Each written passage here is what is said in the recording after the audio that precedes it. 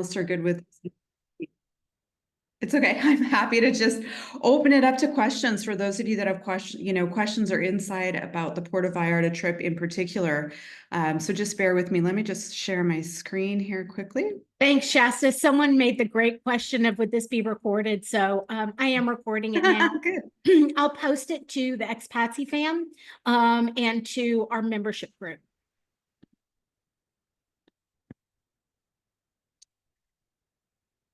All right, so.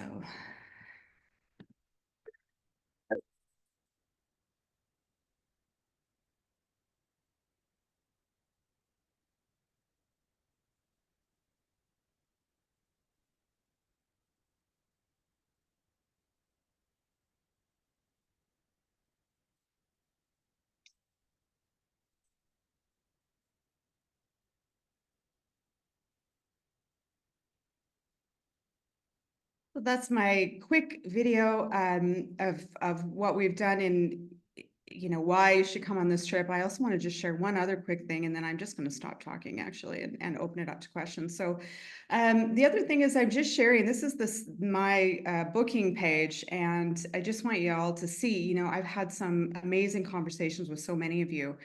And I have a ton of 5-star reviews. And why I share that, why that's significant is this is an hour that people got with me that has, literally life-changing information. I want to invite you to consider what would you get in 5 days of like 40 hours with me and my husband. So if you're like, I need help on whether I should be in PV or all the help with the, consulate side of things, whatever it might be. I mean, myself and my husband we've been here for 3.5 years. We love sharing. I have a background in retreat and services. So yeah, I'm excited and I'm, if it's cool with you, Jen, I'm happy to just open it up to questions. Yeah, sure. Feel free to ask questions of Shasta. In the meantime, I want to ask some questions. Can you tell a little about the seminar at the beginning and what kind of expertise will be there? Sure. Yeah, so, Mexico, as Jen said, I mean, it's such a great and easeful place to live. And yet there's also a lot of differences, cultural things that we need to be aware of. So one, I actually do a lot of cultural training. So one of the things we're going to talk about in the info session is the culture of Mexico and how to navigate some of that. Moving here from Canada 3.5 years ago, I've traveled a lot. I've been in Mexico a lot. I realized like, oh, there are significant cultural differences, and learning how to navigate that can make your life so much easier. As well as if you're like me, and I have a lot of Canadian friends, American friends, friends from Europe, but I also have a lot of Mexican friends, and it was important for me to establish a community here in Mexico. I speak conversational Spanish. Spanish is a language that I think is relatively easy to learn compared to say like, Cyrillic. And so, learning how to actually build a community is one of the things that we're also going to talk about, culture, community. And then, of course, the type of things that everybody has questions about, visa, real estate. I am a real estate agent here. I do white glove service for people, talking about how to think about either renting, buying, selling, the tax implications of things. And then I also have some experts that are going to be there around the mortgage side of things, currency side of things. But it's, and it's understanding what would day-to-day life be like? How do I navigate through the cultural differences, the language differences? What are the areas that are right for me? And also sharing, my experiences. I'm very transparent about the mistakes that I've made in Mexico and the learnings that I've had too. And it's also a great time, one of the things to think about these scouting trips too, whether you come with me or all or any of the guides that are here, is it's also a great opportunity to meet other like-minded people. I mean, you're establishing a community right off the bat because you're meeting, potentially a dozen or more people that are like-minded. So, we're excited. My husband and I have planned out all the itinerary. We have some great, events and some great spots. And again, this isn't about just being a tourist. It's about really understanding, what would it be like to live here? What are the places and people that I can meet that I would never meet on my own if it wasn't for an introduction? Well, you're just muted. Callie wanted to know about Puerto Vallarta for young kids, families with kids. Yeah. Well, I mean, I think that one, probably every person here that lives in Mexico would agree that Mexico is just like the most family friendly country I think I've ever visited. Last night I was at a posada. Posada is like a Mexico's version of a Christmas party on steroids, let's call it. And it is full of kids. Like there's just kids everywhere. And Mexico is a very kid friendly. People bring their children everywhere. And in terms of PV, yes, there's families everywhere. I think particularly, depending on what you were looking for, there's areas of Puerto Vallarta and our big bay here that I would recommend. Where I live in Bucerias, I always say it's very family friendly. There's great schools in this area as well. And then downtown in Puerto Vallarta also, I mean, there's areas that, are, and we can find sort of sub areas of certain regions that also would be more family friendly. Lots of great schools, whether you're going to expat schools or you're going to a combination of like Mexican slash international schools. Those are things too that obviously on the scouting trip, we're going to talk about that and what are the schools and the best the best places for your children as well. But it's super family friendly. I mean, there's literally kids everywhere. And then someone asked about renting and our place is dog friendly.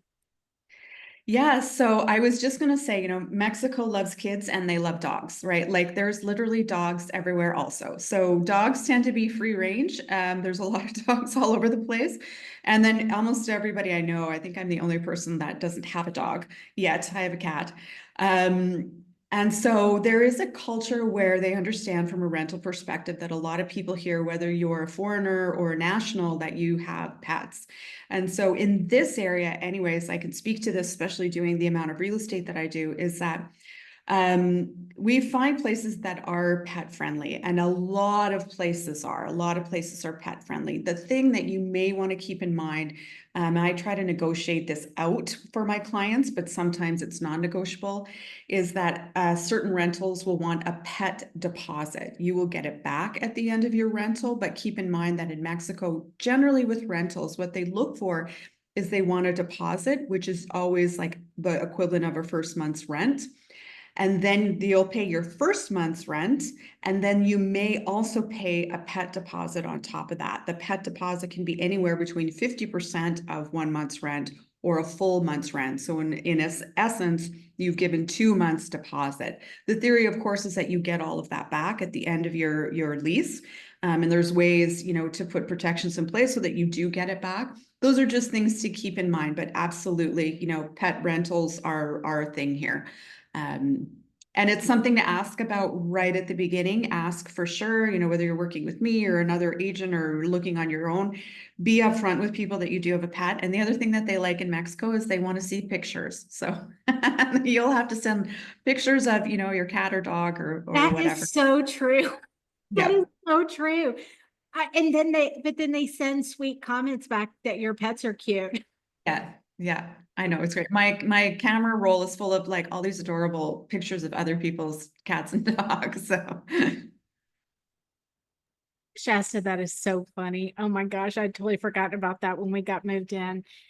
So Melinda would ask for you to make the case as to why to choose Puerto Vallarta over Mexico City, Mérida, or Oaxaca. I would just want to caution, I want to couch this in saying that none of these places are better than any of these other places, right? What we are trying to do is help you find the best place for you. But I think what you could do, Shasta, is say, this is the profile, or these are a couple of profiles that I think would sure.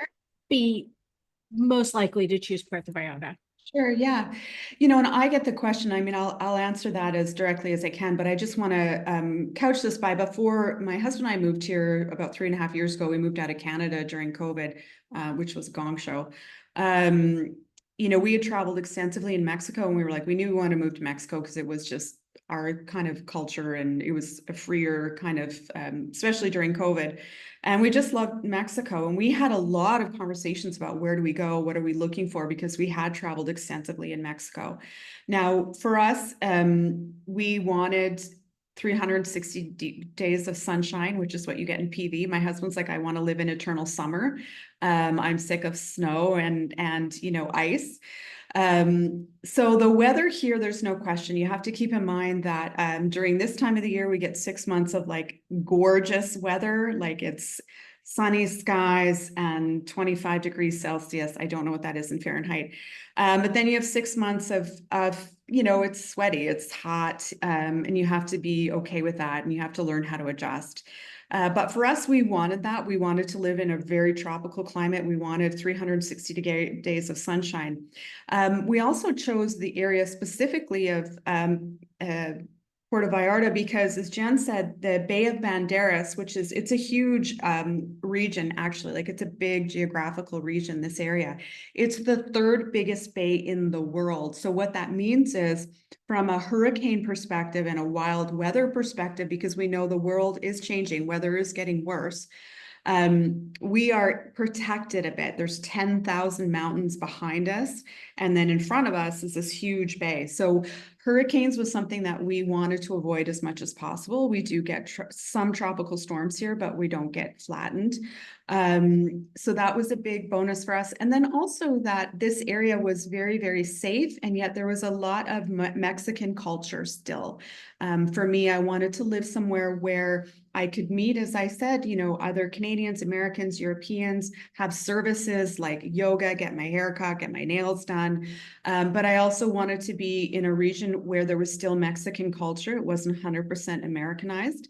And that's still the case here. I mean, there's certainly areas of PV that are very, very, American, if you like. And then there's areas like where you can mix and match, so to speak. The other last thing I'll say about PV is, I do business both in the US and internationally, and there is an international airport here in PV. They're actually building a whole separate terminal right now because of the number of people. So the infrastructure is very strong in this region. So you can travel through Mexico easily out of PV, but you can fly into the US, Canada really, really easily as well.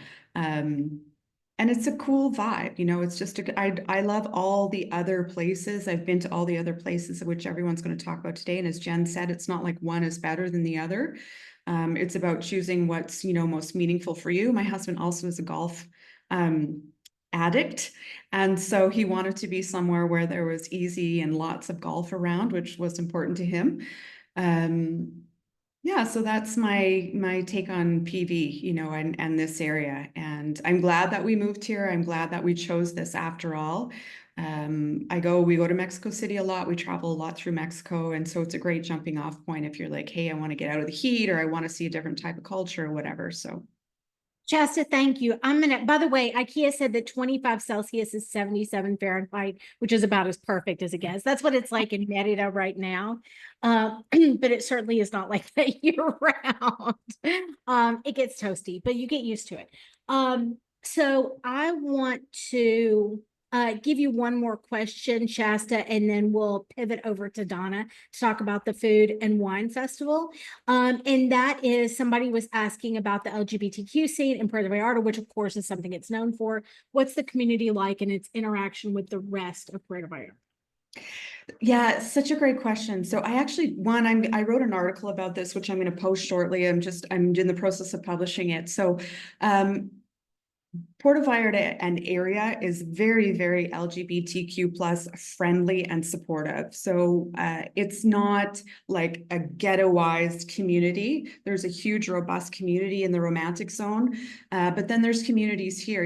I place multiple lesbian families in Nuevo Nayarit, it's called, here in Bucerias. It's very friendly. You do have, of course, conservative Mexicans in certain parts of PV. Which I'm happy to give you insight on where that might be. And you have some conservative Americans also in certain parts of PV, but overall, that is not the tone. The tone is very friendly. It's like a non-starter. And then there's people like me and those of us that have, like, I just call it a plain human, not even progressive mindset, but let's say progressive, there's not a lot of toleration for that. Like, I just haven't seen that there's an acceptability around any type of homophobia or anything like that. You really don't see it here in this center. We have gay pride. There's all kinds. There's a huge international gay film festival. You know, I was at a very upscale yoga studio full of Mexican, very wealthy Mexican ladies, and they had gay pride shirts on. Like, I was like, okay, this is cool. Like, this is not a, like I said, you know, this sort of like ghetto, in the sense of you're not safe to leave the romantic zone. My perception is you are very safe to do that. So I always recommend this area for people, again, who are LGBTQ plus, whether individuals or families. I also want to say there's a trans community here. And there's also medical and like hormonal doctors here that actually specialize in this. So there is a robust trans community as well, and also medical support in place as well. So something to keep in mind if that's meaningful. So yeah. Shasta, thank you. That's a great insight. I really appreciate it. Okay, and so someone also asked about cost of living, and what I'll do, I'm hoping we'll have time. I'll get everybody to talk about cost of living where they are, because that's important for everyone. Donna, I would love for you to talk about the Oaxaca trip and the Food and Wine Festival. Sure. Yeah. Thank you. So, I have been here in Oaxaca for 3 years now, and I want to just give you my overall perception of why I love it here and some of the key highlights that checked some of the boxes for us.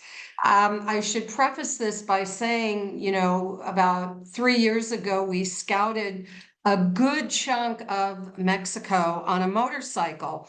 I've covered 11,000 miles over 3 months. So, although I did not stay in any of those places for a long period, what we were looking for was just a flavor or a taste of a town, a city, a pueblo. And Oaxaca kept coming to the top of the list for us. So over the last few years, I have continued to spend more and more time here. Now I'm here pretty much about 8 months a year. We still own homes in Key West and Colorado, so we're still sort of transitioning on a full-time basis, but having lived now in 5 different neighborhoods in Oaxaca, I've got a pretty good idea of what this city is about and the difference between a lot of the neighborhoods. So, you know, some of the key things for us were, and if you know anything about Oaxaca, you know that it is known for its food. The culinary scene here is unlike anything else in Mexico. And because I've spent my whole career in the food business, in the culinary world, for us, when we relocate someplace, yeah, the food is a big, important factor. So what you will find here is, and because a lot of this region, and Oaxaca is a state, but it's also the city, right? It's the capital where I am right now. So in Oaxaca City, you have a very robust culinary scene. And I mean that not just from the standpoint of high-end restaurants. The street food is as amazing as the high-end restaurants and everything in between. So if food and if culinary culture is something that interests you, this would certainly rise to the top of your list. What I often say about Oaxaca that I have found unique is here in the city, you can have kind of what I would call your urban lifestyle. I mean, there's a Sam's Club, there's a Walmart, there's all of that stuff if you want it. But yet 15 minutes outside of the city center, it's like a step back in time. We are surrounded by these neighboring indigenous villages where people are still living and practicing their craft as they did hundreds of years ago. So I find this cultural diversity and this cultural immersion to be extremely interesting. So if you're someone that's interested in pottery, in textiles, in any of these handcrafts, if that's your thing, you will find this a very, very interesting region to explore. We are surrounded by mountains, which geographically makes it very interesting. So you have this convenience of kind of urban lifestyle, but you very quickly can be out in nature. We have hiking clubs. There's lots of outdoor things to do. And this past year, because a new highway has been completed, which literally was 20 years in the making, we now can be down at the Pacific Coast in 2.5 hours. That is a game changer. So where it used to take us 10 grueling hours on our motorcycle to get down to Puerto Escondido to the beach, now you can get there, you can rent a car, you can easily take a bus, you can take a collectivo, you have all these transportation options now. So going down to the beach and the coast is a weekend trip. So this fact now that you have mountains, you have access to the ocean, makes us a very accessible area. There is a significant expat community here, and there has been for quite a long time. But what I find interesting and what I like about this is not everyone is not just glommed into one area of the city. They are living in different regions of the city. So you don't get this sense of there's just this one expat community. People are interspersed throughout these various neighborhoods. So depending on what you're looking for, you can easily build an expat community. We were very adamant that we weren't coming to Mexico to just hang out with a bunch of people like ourselves. I very purposely wanted to integrate into the Mexican community. And so we have made Mexican friends. We do have some expat friends. And what I have found very interesting, and unlike life in the US, it's been very easy to make friends with people cross-generationally. You know, the couple whose house I'm going to for New Year's Eve, they're in their 30s. I mean, I'm older than their parents, but yet socially, we do a lot of things together, and they're very open to hanging out with us. And I find, gee, that's something that would probably happen in the States. So it's been very easy to, last night we had dinner with a lovely young couple who they were probably in their 40s. We go to dinner with them, and it's just a very easy thing to make happen. So if you're someone that is looking for a varied and broad social circle, I would say it's very easy to make that happen here. And then, of course, there's the climate, which is near perfect. Because we're at 5,000 feet elevation, there is no humidity here. And for me, having lived in a tropical, humid climate like Key West for the last 30 years, I did not want humidity. So the weather is dry here, it's sunny. You wake up in the morning, maybe it's high 50, 60, and by the middle of the day, now in the winter, oh my gosh, it's 80 degrees. And it's gorgeous in the evening, a light jacket maybe. And I find the climate here definitely one of the high points. So that's what I love about Oaxaca. Now, as far as the scouting trip goes, what we're doing here is a little bit different than the other trips that Jen has organized. You know, for the last 15 years, I've been producing in Key West, the Key West Food and Wine Festival. And I got here and I'm like, oh my God, the food scene here is so amazing. Of course, we have this big mezcal culture. And what nobody realizes is that Mexico produces beautiful wines. They're totally underappreciated and nobody knows about them. So I thought, wouldn't this be a great way to introduce people to what Oaxaca has to offer? Thus, we are hosting the inaugural Oaxaca Food and Wine Festival, February 20th through the 23rd. So this is what it looks like. Over 4 days, we have 8 events. And these are culinary events, but they are also cultural events. Over the course of these 4 days, you would have a very good idea of what this city is all about. And so we have packages that we're selling with or without lodging, and the VIP package and our website, which is at the bottom of this screen, oaxacafoodandwinefestival.com, is very detailed on each of the events, what's involved with the event, and the pricing. So you can buy a VIP package, which is all 8 events over the course of 4 days, and you can buy that same VIP package with lodging. I've earmarked 2 different hotels that I know and I trust. So depending on whether you want to book your own room or not, we have options. You can also buy tickets for each of these individual 8 events. Maybe you're going to say, well, you know, I like 5 of these things, but I don't know if I want to do all of them. Well, you can buy tickets individually as well. I have purposely set up the itinerary for these events so you can walk to everything. I didn't want people to have to be stuck with a car or worry about transportation. There is one event, our Saturday night wine pairing dinner, which is in the most amazing location that just overlooks the entire city. We will be providing group transportation, and that is included in the ticket price. So through this event, you will, as I said, really get a feel for what makes this city tick. I would also suggest while you're here, you will be able to carve out a little time to go to the Oaxaca Lending Library.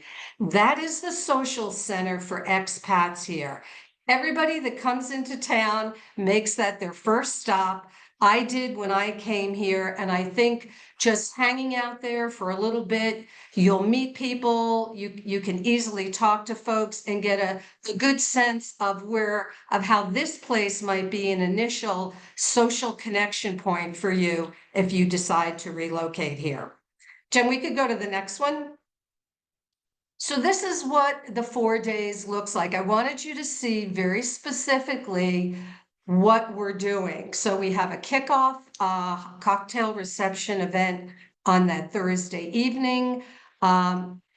This is a full schedule. You will be busy. And what I've done is taken my 3 years of experience here, and I've packaged it into these 4 days. I thought, what would I want someone to experience to really understand what this city is like if I had to condense it? And so this is what I have come up with. So we've got, you know, market tours. We've got the whole mezcal experience. The mole dinner on Friday night is a 6-course tasting menu where we'll be pairing Mexican wines with signature cocktails, with artisanal local beers. Of course, this region is known not only for its mole, but for its chocolate. So on Saturday, we're doing a cacao and chocolate workshop. This is hands-on. You'll leave with some of your own chocolate that you've made. The Alebrije workshop is a perfect example of one of the artisan crafts that is just a signature of this region, where you've probably seen these wooden spirit animals that are painted with such precision. It's mind-blowing. So we're going to take you to a shop where you'll watch some of these masters at work, and we'll have some mezcal while we're doing that. And then our big wine pairing dinner is Saturday night at Restaurant Cruz, which overlooks the entire city of Oaxaca. It is a showstopper, and this is a 4-course dinner, each one paired with a different Mexican wine. So we are featuring only Mexican wines at all of our events, because this is how I want to educate people on what Mexico has to offer. And then Sunday, we will wrap up our trip with a beautiful family-style brunch at Criollo, which is one of the top restaurants in town. Again, we'll be having wines, signature cocktails. So it's a pretty robust 4 days. And then for those who are coming early and staying a little later, you see over on the left where it says exclusive festival tours. I'm working with a tour operator who does things a little bit differently, and I've handpicked 6 different tours to these neighboring villages so that if you're interested in going to a textile weaving village, if you're interested in the pottery, if you're interested in the cheese making, these are additional exclusive tours where you can buy them optionally and do those on the front end or the back end of the festival events. So the tickets are on sale, and I should tell you that right now we're running a sale from now until through Christmas Eve. So this will end at midnight on the 24th. It is 10% off any and all tickets. Okay, so no matter what you're buying, it's 10% off. So if you've been thinking about this, now would be the time to get the deal. Jen, we could go to the next one. So, the scouting part of this in terms of looking at neighborhoods. So, as I said at the beginning, this whole trip is a little bit different than what some of the other trips are. So what I'm doing on that Monday, February 24th, this is a jam-packed neighborhood scouting trip. So I work with a Oaxacan couple who does relocation guide trips for a living. This is what they do. So they are well experienced at it. So we will have a van service where we will all travel together to 5 or 6 of what I would call the expat likely neighborhoods. These are the neighborhoods that I have personally lived in. So I know what to expect. So I've taken 3 years of my, rummaging around to different neighborhoods and living in different houses and doing all of the legwork. I've condensed this into one day for you. So we will look at these different neighborhoods where we will detail for you in each of these areas, what's the healthcare options like? Where do you shop? Where's the local mercado? What's the transportation? Is it close to a bus route? Where do you go for yoga? Is there a gym nearby? These are the questions of everyday life that we all want to know, right? So we will also go into at least 2 different apartments, and I'm going to pick things at different price points so that you can see, okay, this is what you're going to get for $800 US a month. And this is what you're going to get if you're looking at $1,300 a month. So to give you a frame of reference and a point of comparison of what you can get for your dollar. And we will discuss, what's your likely, of course, rent is the big one we're all interested in, but do you have to pay for utilities in addition? What's a likely weekly grocery bill? What's your entertainment costs? So these are the real world things that we will answer for you. So just to be very clear, so there's no confusion of how these 2 things are segmented. There's the Oaxaca Food and Wine Festival, and there's the scouting trip. So the scouting trip is purchased through Expatsy. That's 1 ticket.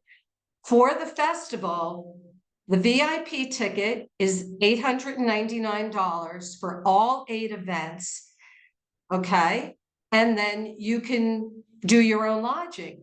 If you want to buy the VIP ticket, all 8 events, and you want to include your lodging, that's the price. As an example, the 15, I think we lost that screen. Yeah, sorry, we're running out of time, Donna, so I wanted to get ready for my Okay. next set of slides. Okay, so the pricing is all there on the website. If you have any questions, contact me directly, contact Jen, and we can get you straightened out with whatever you may want to be doing. Wonderful, thank you. And someone asked specifically about healthcare, and what I'm going to do for these questions that kind of apply to everything, I'm going to see if we have time at the end, and everybody can just run through and kind of give their own experiences about cost of living, healthcare. And we'll do the best we can after we get all the details to you about the trip and things like that. Donna, thank you so much for that. Amber, so nice to have you. Amber has a company called Overseas with Ease. She's also very pivotal in the Blaxit movement. And she lives in Mexico City. So she's going to be managing that tour there. It's gonna pair nicely with Mexico City CDMX Art Week. And so she's gonna tell us about that. And Amber, I will share your slides. Thank you so much. Hello, you guys. Happy days, happy holidays. I'm going to pop over here. All right, so this is a little bit of information about the Mexico City scouting trip. A little bit of information about me. My name is Amber C. Edwards, and I will be your expat guide and on-site logistics host. I've also created a company called Overseas with Ease that is meant to ease the evolution of global living, and I specifically work with Black Americans Black people from the United States, the UK, and Canada. And I'm gonna be your on-site guide as well to walk you through Mexico City, one of my favorite cities in Mexico.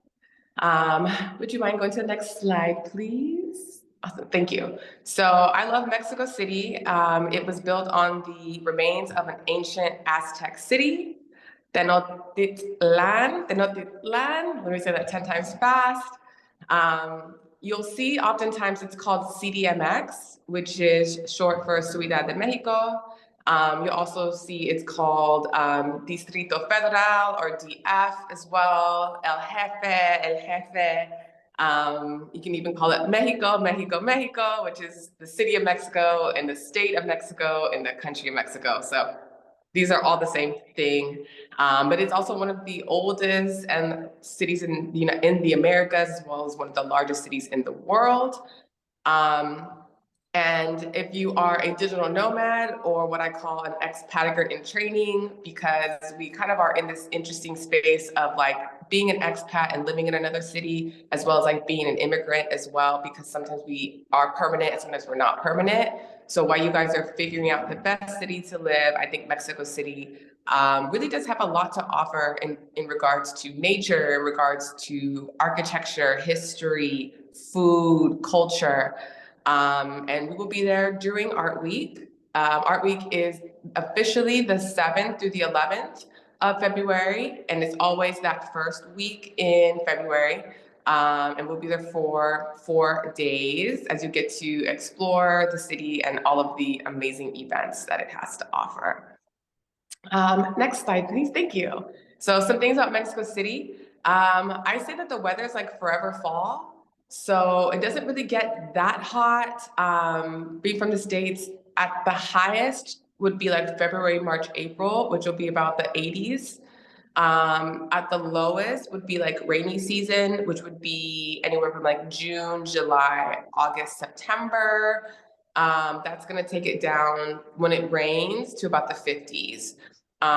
It doesn't snow either. So if you are not really into the cold, it's like cold adjacent, but not like too bad. And as someone who's bald headed, I feel all the breeze. So I'm very particular about that. And I don't really like the cold. So for me to be there for 3 years, over 3 years now at this point, it definitely has drawn me.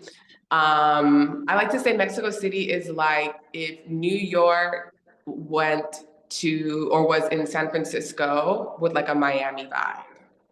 That's like the essence that I have of the city. I love it because it does offer different ranges of the cost of living. So I personally have lived there for under $1,000 in 1 month. I tested out to see like how low can I go. I would say on average for myself, and I'm single and solo, I average about 2,500 US. And I don't cook. I love to cook, but I'm not in my cooking era. So I'm not cooking any food. So I have Uber Eats delivered twice a day. I don't drive. So I take the public transportation. I take Uber everywhere. Uber within the cities, within the neighborhoods that you're probably going to be staying at is between $5 to $7. I've even had like $2, $3 before. The metro, the subway, or the bus is also 12 pesos, which is about 50 cents, something like that. And that's each way, and it gets you everywhere. One thing I also love about the metro is that in the first car of the train or the bus is meant only for women and children under 12. So I thought that that was very interesting, but it does offer like an additional layer of safety when you're traveling on your own. I love something about Mexico City and Mexico in general. It's just the proximity to the United States. Being from the border of Texas, I can easily take a bus, an overnight bus on ETN. It's about $60 and it gets me to the border, which is where I'm from. Even with the flight, 3 to 4 hours will get you pretty much everywhere in the US. Also, it is because it's so close to the States, you guys are with Mexico City, you're within either the central time zone during the fall or the mountain time zone during the like daylight savings in the spring.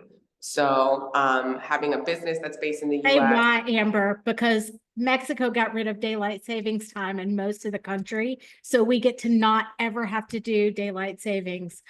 It just makes us be in a different time zone to the US. Yes, to the daylight savings not time. Mexico, definitely for sure. Thank you for that. Except for the border towns, they did keep the daylight savings. What else? Yes, and it's also you can get English speaking neighborhoods. So I think Mexico City is a really easy transitional city to go to because if you're in those certain transition neighborhoods, you will get restaurants that speak English. You will be able to find like people at the grocery store that speak English. Now, not everywhere, definitely the puestos, the little like the food truck stands or the street tacos, they're gonna be fully Spanish. But with Mexico City, there is free Wi-Fi in the streets. So it's very easy to connect and also connect to Google Translate. And now, especially with ChatGPT 4 and their translation capabilities, you can easily have conversations with people. It's also really known for their food as well, not on the level as Oaxaca, because Oaxaca is like next level. But Mexico City, you're gonna get everything. They have the #2 like sushi per like consumption in the world behind Japan is in Mexico City. And so like they got it down with their fish. They bring it down every day, like it's a whole thing. And you can find food from everywhere in the world there. Also, if you are a nature or history lover, it's a great city for you. There is like the mountains, like if you're in the mountains, you're like 2 miles up. So there's like an actual like foresty kind of situation about 30 minutes away from Mexico City itself. And that will get you like an actual real river. It'll get you like the trees in the mountains. It's beautiful. The city itself is very green. Like that was one of the things that shocked me about the city. You're not gonna get a lot of grass, but you're gonna get lots of trees, lots of shrubs, lots of bushes.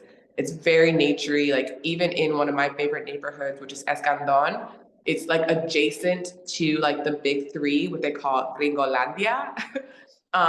So it's still close enough to like the expat kind of neighborhoods, but you're still in a more local vibes.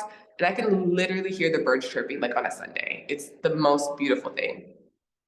And it's also great for, I think, everybody. If you're single and solo, if you are in the couples, I even know families with young kids who go there because Mexico City has great healthcare. They have English-speaking doctors. I prefer, honestly, to do home service, which is very comparable. The pricing is less than $100 to have a doctor actually come to the house for you.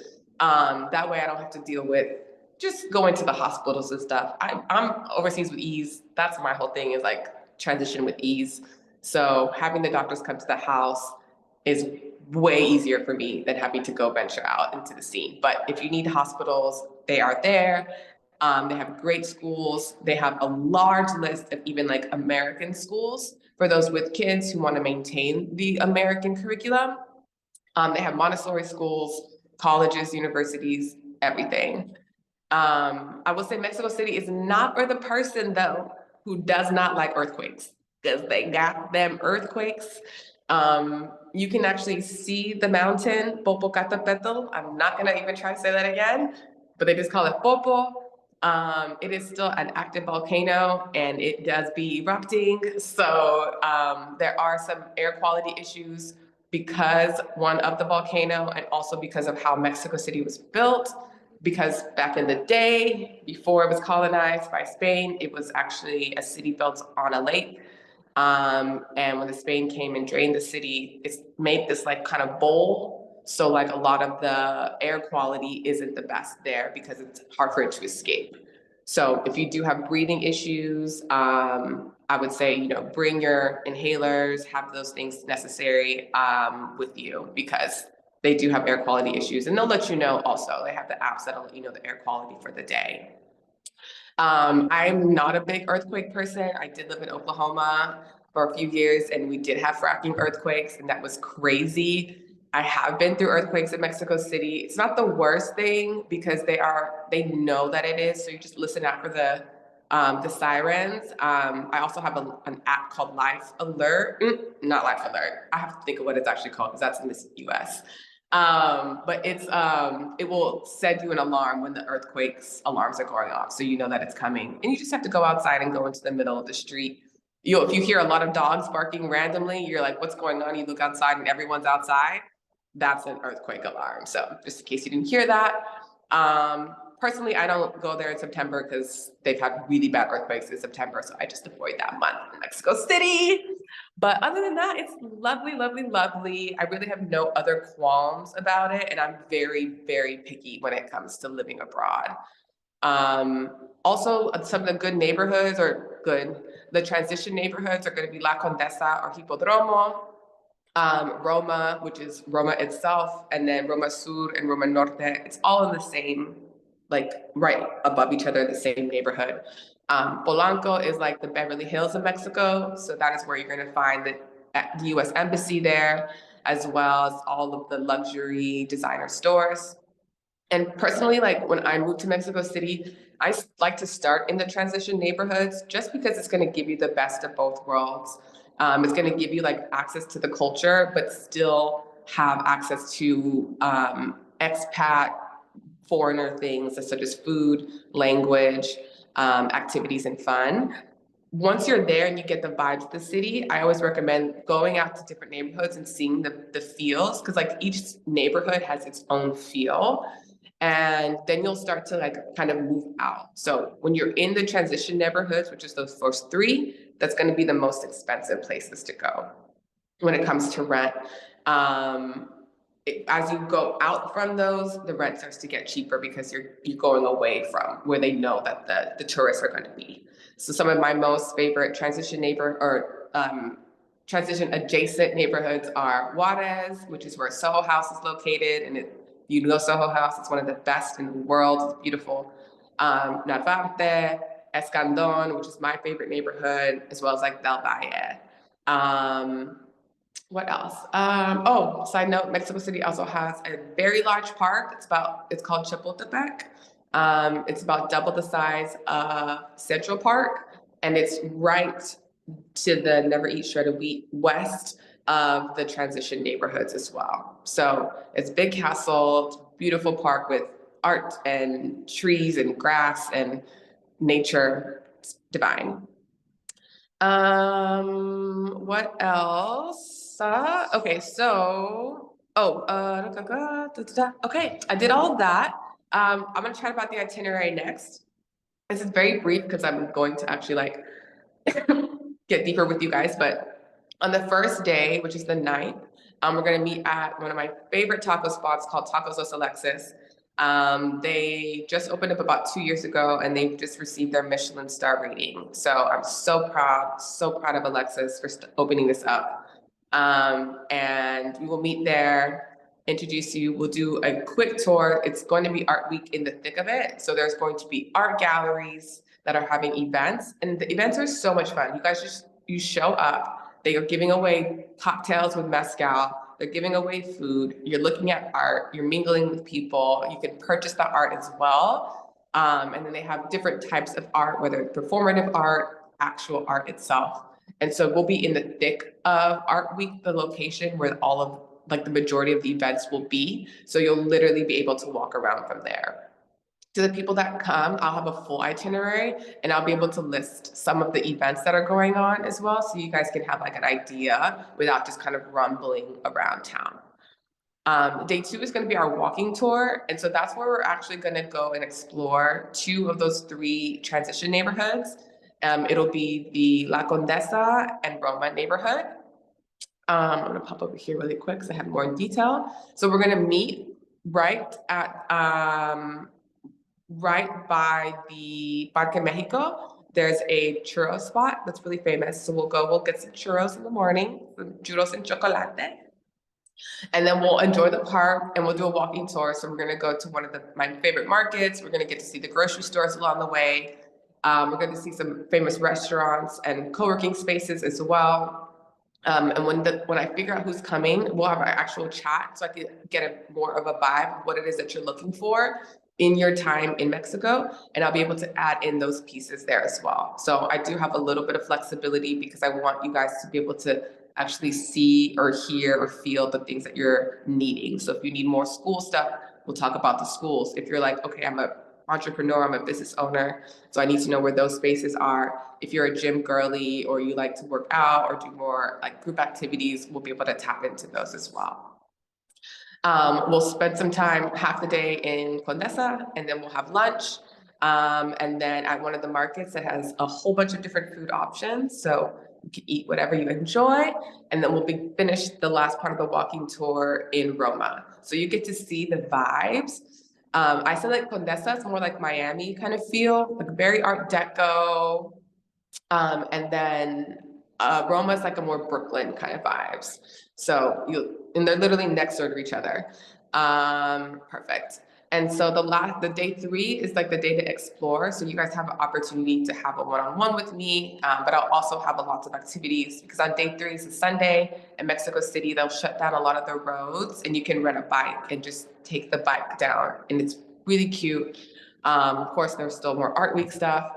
And then the last day will be our real estate tour. So we're going to explore some of those transitional neighborhoods. You'll get to see housing in those. So again, based on what your guys' needs are and what your budget is, I'll go ahead and make sure that we're able to see places in those spots. Outside of that, does anybody have any questions? Amber, thank you so much. By the way, I know that we're running short on time, but I just want everybody to know I don't have to leave.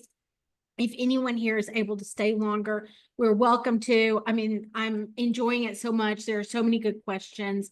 So anyway, so we aren't going to just cut everybody off in 2 minutes or anything like that. We're happy to stay around as long as people can. Someone wanted to know if there were Pilates in Mexico City. I bet there are 100 Pilates studios in Mexico. Oh, anything, literally. Pilates, bar, parkour, pole classes. When I tell you any and everything is in Mexico City, you will find it there. The only thing that you will not find is the beach. And if it was on the water, I would never leave. But the good Lord knew I had to go explore. My favorite beach is Puerto Escondido, which is also Oaxaca. It's an hour flight. It's like $50 on Viva Aerobús because you're just gonna take a backpack. You're going to the beach.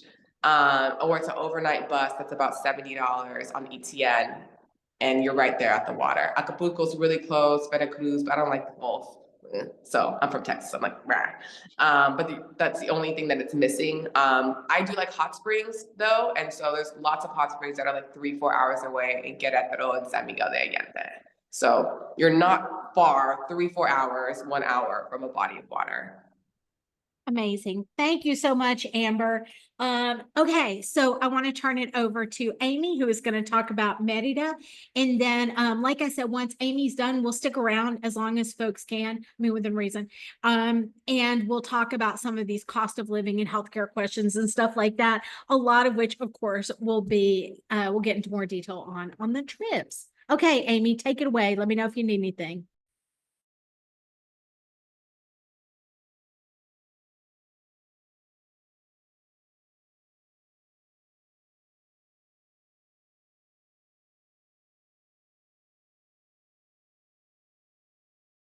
Amy, you're mute. It's okay. Okay, let's start again. So I want to just briefly give a little bit of information about myself. I've been traveling to Mexico for over 30 years. I'll age myself a little bit. I moved to Mérida solo in 2019 and met my husband, who's a local, shortly after that. So I've been in Mérida for 5 years. I was in the Riviera Maya before, working at a resort, Bahia Principe, selling real estate there. So I have a total of about 7 years in Mexico. And I have 20 years of transportation, logistics, and moving international experience. That's one of the things I did in Dallas when I was in real estate, and then starting a moving company. So we had a lot of clients that wanted to move to places like Mexico, Costa Rica, Portugal, Panama was really hot at that time. So it just made sense to open up another arm of that once I moved to Mérida. And so we specialize in scouting trips, research trips. We do real estate, but we have a list of service providers that we've fully vetted and use them as resources for people who want to move here. So a little bit about Mérida. Everyone will hear that Mérida is safe. It's the safest city in Mexico, number 2 in Latin America, number 2 in North America, and the 30th worldwide. Now, that doesn't mean that crime doesn't happen here. It just means that violent crime is very low. So you still have to use common sense when you travel here. It's very accessible. There are direct flights from the US from 5 different cities. Sometimes this will run seasonally, so you do have to kind of watch. Atlanta, Miami, and DFW, they're pretty normal for year round, but if you can't come through a direct flight, you can always connect through Cancun or Mexico City. One of the things that we like to do when we travel, especially from the US, is we'll make a long layover in Mexico City, so we can just go and experience the city, like a 27-hour layover or something like that, and that's really fun. It's also very affordable. There's something here for everyone in all price ranges. What's going to depend is your lifestyle choices. What are you willing to sacrifice to get what you want? So we have short-term, long-term rentals and purchases. Many rentals are fully equipped and furnished, so you don't need to worry about bringing your furniture with you. And then a lot of properties are even sold fully furnished and equipped. You can live in Centro, which is the main touristic part of the city. You can live in Centro for under 1,000 US a month. We had a client that we found an apartment for, and it was $600 a month. So it was a small studio within walking distance to the gastronomy corridor. So it is possible, but you just have to figure out what you're willing to do to get what you want. Our healthcare is extremely affordable here. A typical doctor visit will cost you between $30 and $60 US. Like Amber said, we do have a lot of home services. So we have doctors that will make house calls, bring imaging to you, do blood work at your house, and that's very affordable. An ER visit will cost you around $40. You do not have to have insurance here. You can walk in and they will see you pretty much immediately. There's national health care and national insurance that is available. Of course, if you have pre-existing conditions, there are some restrictions. And then some US insurance is accepted. So we do have a service that we use to verify if your US insurance is accepted. Don't believe that if your insurance company says your insurance does not work in Mexico, that that's the truth. Billing, Mexico doctors and hospitals don't do billing codes. So that's the reason why insurance companies will say that it's not accepted. But the company that we use is called Amex Care, and they do the billing codes for your medical services. So it is possible with some insurance. Medicine is affordable. Many don't require prescription, and they're also a fraction of the cost. Weather. This is one of the main reasons people move away is because of the heat. We're extremely, extremely hot here. I moved from Dallas, and you can look at the numbers of Mérida and Dallas, and they're exactly the same. The humidity is the same. The heat index is the same, but here we're close to the Tropic of Cancer. So the sun is more intense. People want to be within walking distance of parks and markets, but because of the intensity of the sun, you can only do that about 3, maybe 4 months out of the year. The hot season runs April to October. We do have hurricanes and tropical storms, which are May to November. If you're at the beach, it runs about 7 degrees cooler than Centro because of all the concrete. And if you're worried about tropical storms or hurricanes, you want to stay to the west of Progreso versus the east of Progreso, which is the main beach in the area, because the hurricanes tend to come in on the eastern coast. So there's 3 things to really be aware of here. So it's the heat. We do have a lot of mosquitoes year round. You want to be sure and wear sunscreen and mosquito spray all the time. We do have dengue here, so that's a concern for some people. And the sidewalks. Jen can attest to this. When we're in Centro, you never want to be multitasking on your phone and not looking where you're going because the sidewalks are crazy. Broken, things sticking out of them. So you want to be super careful. Fluent English does not mean instant trust. We all want to connect with people that speak our own language. And I think this is probably the number one mistake people make when they come here. They automatically trust other English speakers, and you still have to vet them and just be aware. We highly, highly recommend the scouting trip. There are so many areas of Mérida that are not Centro that people don't even know about. And this is one of the highlights of the scouting trip. So we're going to take you into some different areas where you'll find more walkability. Everyone thinks that Centro is the only walkable area in the city. It's not. So we're going to take you into some different areas that are extremely affordable.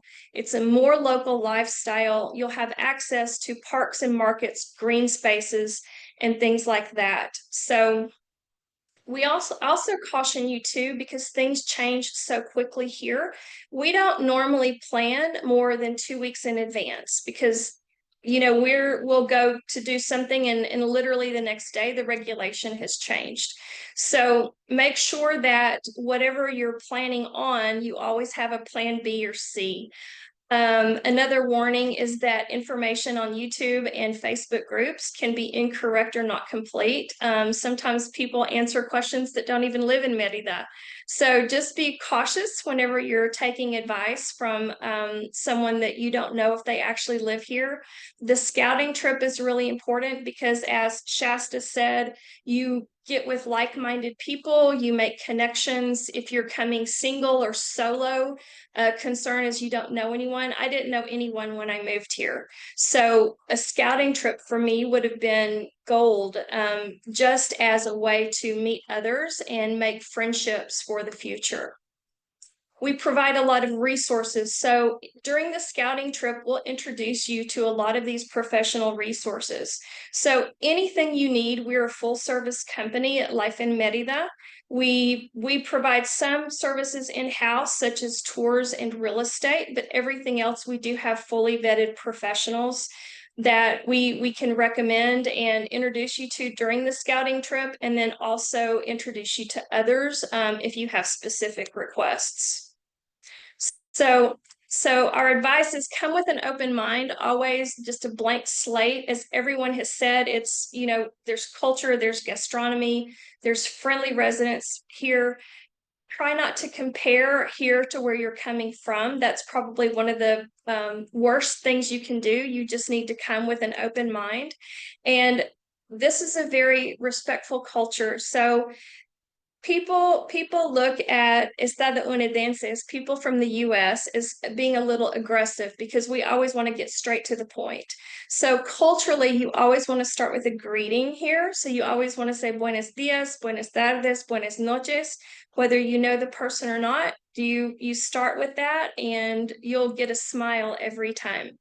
So this is my husband and I. We're your Mérida ambassadors, and we look forward to showing you the beautiful city of Mérida on your scouting trip. Amy, thank you so much. I love it. Yeah, great. So I wanted to ask folks to talk about cost of living. I will tell you, I was just double checking my budget, but I can tell you that that mine and Brett's cost of living is about $3,000 a month. And I want to be clear, we live in mine's a little messy right now, but we have a 2,000 square foot home with a pool. I do eyelashes and nails and Botox and healthcare and Pilates twice a week. We eat out. We eat hugely high quality food. By the way, not only is the food delicious, but the quality is just incredible, which I know everyone here will attest to.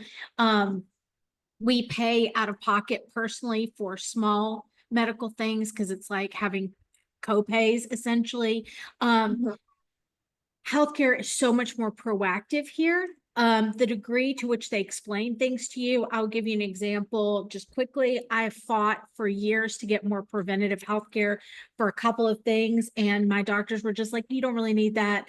I went to the dermatologist here. The dermatologist asked me to get a ton of blood tests. I didn't really know why. And then he recommended an internist because he wanted to have these preventative healthcare things done, because he said not only would it help my health, but it would help my skin. And so he wanted, I still can't believe it. I still cannot believe it. And that is for, anyway, it's unbelievable how good the healthcare is. I feel like I live in a spa. It's just an excellent life. So anyway, if everyone wouldn't mind to speak a little bit to what the cost of living is like where they live.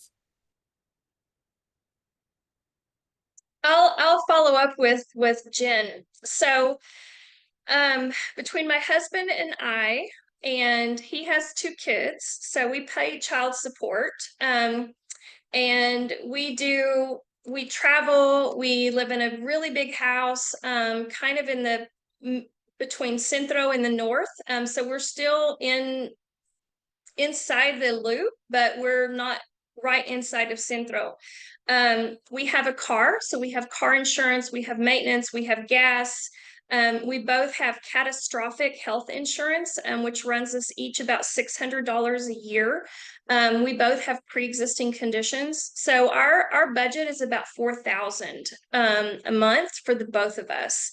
Our rent alone is like $1,200. And we have a 4-bedroom, 3.5 bath house on a really large lot. And groceries, we spend about I would say probably $400 to $600 a month, sometimes $800. And we love to eat out and go to restaurants. So that's our number one thing, restaurants and travel. I'll speak to that also. Obviously, we go out to eat a lot because this is a food town. But I would say in general, Gary and I spend $2,500 a month. Right now, I'm renting a 3-bedroom, 3-bath house in Halilatko, which is one of the uber cute neighborhoods right in the Centro area. That's $1,200 a month. So the rest of our monthly expenses are shopping at the Mercado. I probably don't spend more than $50 to $70 a week buying groceries, and that includes chicken, fruits, vegetables, nuts. We have a motorcycle, so our gas expenses are very nominal. But I would say overall with entertainment and just monthly living expenses without any oddball stuff, it's probably about $2,500 a month. For me, Mexico City, I'm single solo. So mine's a little different. When I've had a roommate, I've done anywhere from $600 to $1,000. On my own, I try to keep it around $1,000 for rent, and which is all inclusive, all bills fully furnished as well. So it includes my Wi-Fi, my water, my gas, electric, and housing. Like I said, I overeat, so I probably spend about $1,000 on food. In total, I would say maybe about 100 to 150 in groceries, but majority is Uber Eats. Transportation is going to be around $700 a month for me, and entertainment is usually around $700, and that can be literally whatever I want to do that month. Those are my only real bills. I actually have not had a cell phone bill in over 2 years.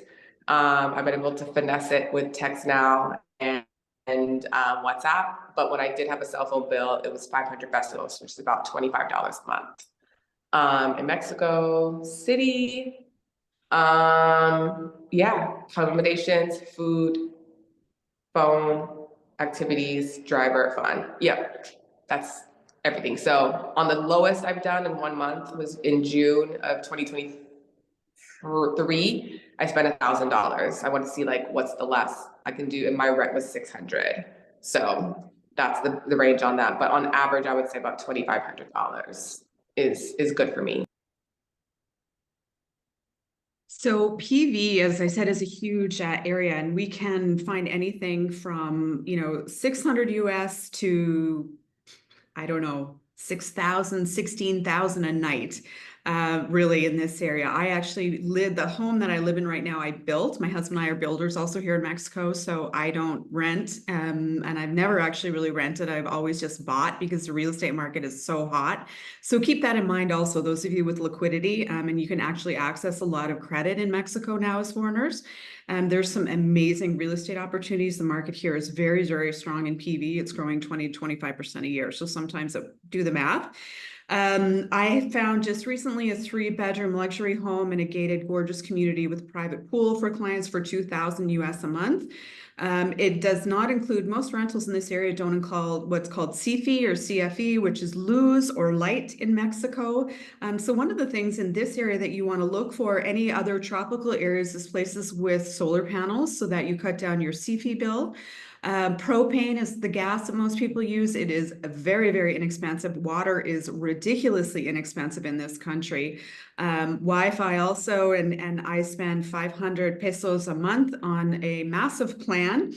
And I don't eat out much. I live with a chef, basically. He's an amazing cook. So we spend a significant amount of money on food that we buy ourselves. And I will say, and I've posted about this in the Facebook group, because I'm very passionate about the quality of food. Food quality in Mexico is outstanding. They're trying to get rid of Monsanto. The quality and the taste of vegetables, fruits are amazing. We just bought a massive 7-pound chicken, literally for like $20 US. We do shop at like local butchers and stores, and those of you that are coming on the tour, we're going to actually take you to some of those places and talk to you about how to actually navigate those little tiendas. But I want to say this, and I don't want to end this on a negative note at all. I think you have to keep in mind that you don't want to treat Mexico like your third world Walmart, where you to get to come here and take advantage of people. One of the things I've always tried to keep in mind is to pay people fairly. I have a cleaner. She's literally here right now. I pay her twice as much money as she wanted. It's still only 800 pesos, which is literally like $40. And I live in a 3,400 square foot house. As Jen said, I have a person that does manicures, pedicures, massages. They literally come to your house, and my value system has always been not to take advantage of people, that I actually overpay them. You have to keep in mind, in Mexico, people are paid very, very low. So yes, you want to stretch your dollars. Of course, here you want to have a great quality of life, which, we all want.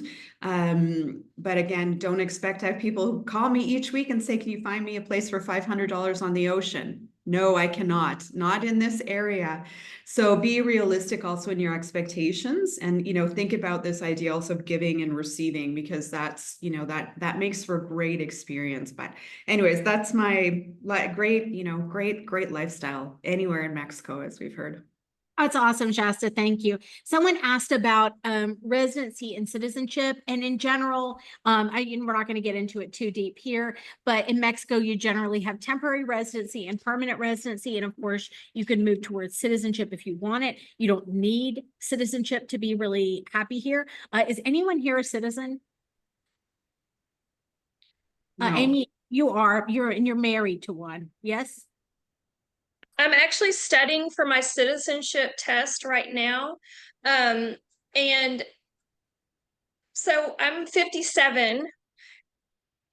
Because I've just been here for 5.5 years. So that's one of the main requirements. You have to be here for 5.5 years.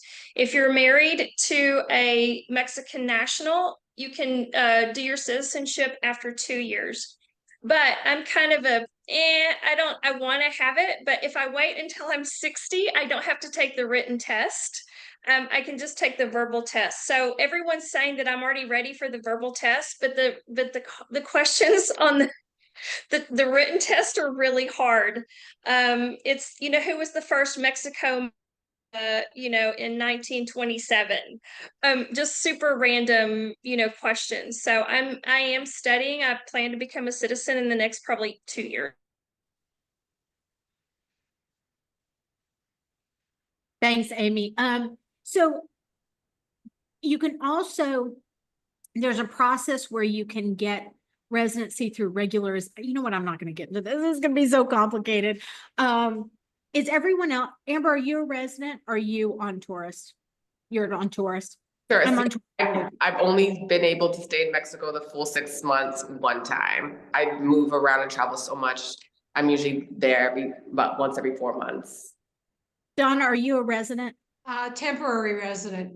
Temporary resident. I'm not a resident yet either. We got our temporary residency in Atlanta, and then all of a sudden we weren't able to move when we wanted to. So to just get on the road by the time we finally could move, I said, let's just go and worry about it later. So now we're trying to do a process, another kind of process, which is a whole long story. But you can do pretty much anything as a tourist as well. It's not like being in Europe where you can only stay 3 months and you have to be gone for 3 months before you come back for another 3 months, and you couldn't get a long-term rental and all these different kind of things. It's a lot easier to operate. People are also asking about healthcare. How do people, I guess, Amy, you have talked about it. Like, have you used facilities? How do you like, well, you mentioned you like house calls. Service. I think Home Amy service. and I talked about it. Yeah. It's I love divine. it, Amber. I like the idea that people are just bringing you everything you need. Like you are getting your dinner, then you're getting your checkup. Yep. Ease. When I do the transition, it's all, because when you're moving abroad, like you're already having to create a whole new life for yourself. So like the last thing you want to do is like add additional things to like make it. It's a great point. It's a great point. So focus on learning the language and meeting people. That's gonna go so far, like relationships and being able to communicate. Yeah. Everything you can find a thing for. There's Costco, there's Walmart, there's Texas Roadhouse, Dairy Queen. Like you can find all those other things that you need. But yeah, I'm not trying to deal with, I've done health care systems all over the world, and government, anything with government, you just want to avoid like the plague, because it requires a special amount of patience that you may not have when you first move abroad. Say again, Shasta. You were saying, Jen, too, one of the things that I just pay as I go. I'm Canadian. I come from universal healthcare, which is a shit show in Canada. Let's be honest. It's terrible. But moving here, we just do pay as you go as well. And I'm super healthy and I had to yoga and work out and all those things, which But my husband did get really sick one time. We were coming out of Mexico City, and I've never seen him like this. And he had a stomach bug. And a friend of mine gave me a doctor's phone number. And we called this doctor. Now in Canada, unless you're basically dying, you can't get in to see a doctor for like 2 months. And this doctor was like, literally come in this afternoon, looked at my husband, gave him like an antibiotic, probiotic, and said, here's my personal cell phone number if you don't feel better tomorrow. And I thought that was astounding. Like the doctors here and the level of care. You can have blood work done. I did a bunch of preventative medicine also recently too. And like literally that little nurse comes to my door in the morning at 8 a.m. after I fasted, takes blood, and it literally 24 hours later, you can have a range of blood work done, and they're so caring and lovely. So when people ask me about medical or dental in this country, also dental is very, very super high trained dentists. People are now coming into this area, probably other parts of Mexico, for dentistry, cosmetic, etc. Cosmetic stuff is also massive in Mexico. So I never ever worry about the medical side of things. And then there's just a range of choices, whether you do pay as you go, you do catastrophic insurance, you do full insurance. So Amber made a good point about learning to commute. Oh, sorry, Donna. Did you want to talk about healthcare? I'm sorry. No, I was just going to say, at least here, our experience has been that $50 seems to be the magic number for an appointment for any specialist. We've been to cardiologists, dermatologists, general internists. $50 seems to be a standard price. And as Shasta just mentioned, you get seen that afternoon. So it has been a far different experience, both in terms of convenience as well as reduced cost. Yeah, 100,000%. And for women in this age group, now that Amber is not on screen, if you, and I'm not saying y'all take it, but you get such better hormone care also, as me personally, and that I ever could get in the United States. And they're so kind about it and whatever else.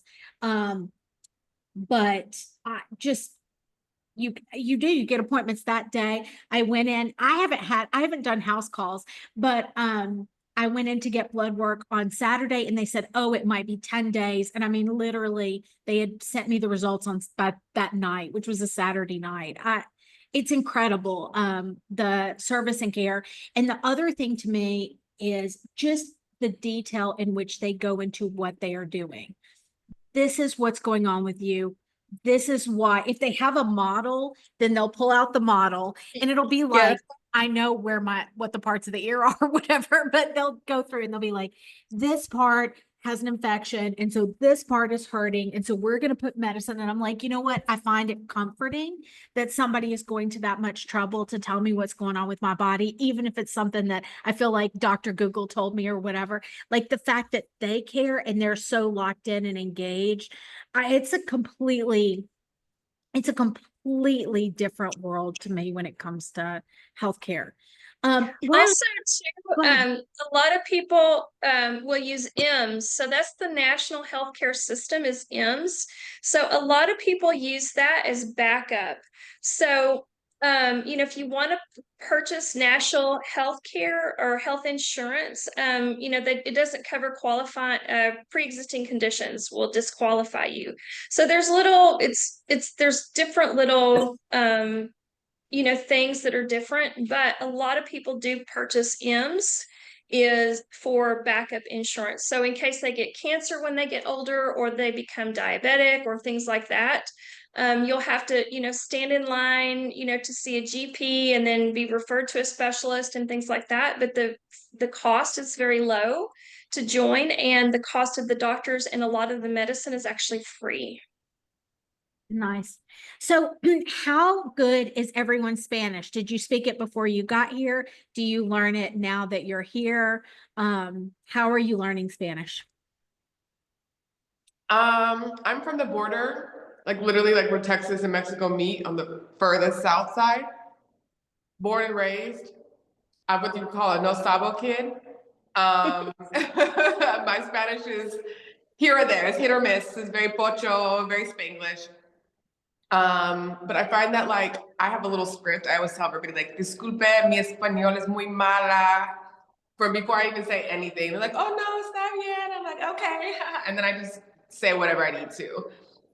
So I feel like as long as I like preface with the fact that I'm acknowledging that my Spanish is awful, but here I am trying, nobody has ever like turned their nose to me. It's been so pleasant. So yeah, and it also depends on what neighborhood you're in or like what your lifestyle is as well. But yeah, my Spanish is very, very elementary. Like it's giving Sesame Street vibes. That's how I take it. I can take it very, I'm always talking in the present tense also. I don't even know how to conjugate. So we be talking right here, right now. And we're making it work.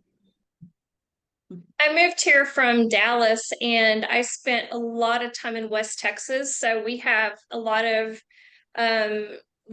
Mexican laborers and grew up with really, really bad, probably a lot like Amber, Texas Spanglish. That it works great in Riviera Maya, but when I got here, people were like, yeah, no, don't speak that. It's horrible. So I spent literally the first 2 years just listening, like acclimating my ears. I'm just now in Spanish classes to learn how to conjugate verbs. So I can have a conversation. I would say, Angel, my husband says I'm probably 85% fluent. It's just conjugating the verbs because I'm always in present tense. So yeah, I'm happy with where I'm at. Amy, we say we live in the moment. Yeah, exactamente. En este momento, nada más. Ahorita. Yeah.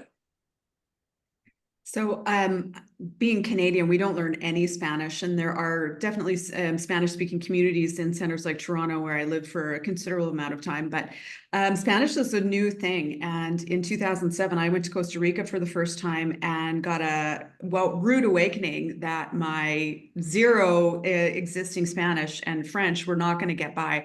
So that really was because I travel a lot and I've traveled all through Central America and through South America. I was like, I'm going to learn how to speak Spanish because I don't want to be the a-hole in all these countries that literally can't say a word in Spanish. So I started studying Spanish about 15 years ago, not with any serious intent, only enough to have travel Spanish. So when we moved to Mexico about 3.5 years ago, I had enough to get by. But now, I sell real estate here. I do deals in Spanish. I just built a house here with 100% Mexican labor, although my husband was the overseer. And so I feel like, holy shit, I know so much bizarre Spanish because I know how to say things in order to build a house. But I will say this thing is that Spanish is a language that once you start learning it, you can actually catch on fairly quickly. It's again, like I said earlier, not like learning like Russian or Mandarin. And I will also say this, having been a French speaker and traveled extensively in French-speaking countries, in Spain also, where I tried to speak Spanish, Mexicans are so appreciative of the fact that you even try. And, a big smile, being polite, making eye contact. Those are the things that are really, really important. And most of the time when I try to speak Spanish, I laugh because I was at a party, as I said last night, and I was really trying to practice my Spanish because I can actually conjugate verbs and speak in multiple different time zones, which is a new experience for me. But they just start speaking English anyways. And so I'm like, I want to.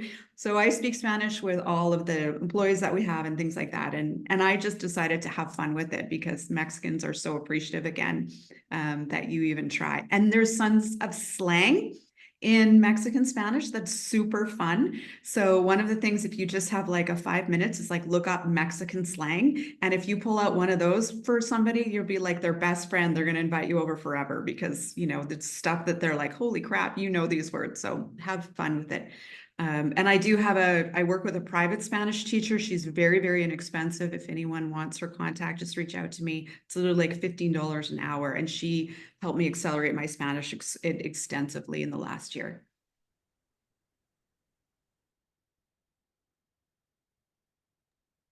All right. Well, y'all, Listen, anything else before we wrap up? I just thank so much to our panel for staying over. It's just such good info and there's so many folks. And Taba, yeah, sure. Just write to me, jen.barnett@gmail.com. Oh my gosh, jen@expatsy.com. I'll type my email for you. You can, by the way, if you ever want to change your trip, you can change your location up to a month before the trip. Anyway, and it happens, people change their mind and they decide to choose Portugal instead of Spain or whatever else.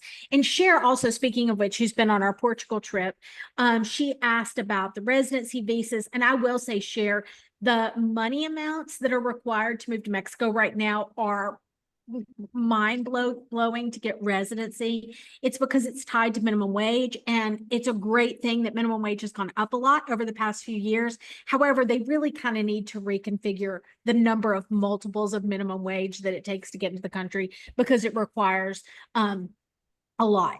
It might be easier for some people with savings because you can use retirement accounts. So especially if you're getting up there, it doesn't have to be liquid money and things like that.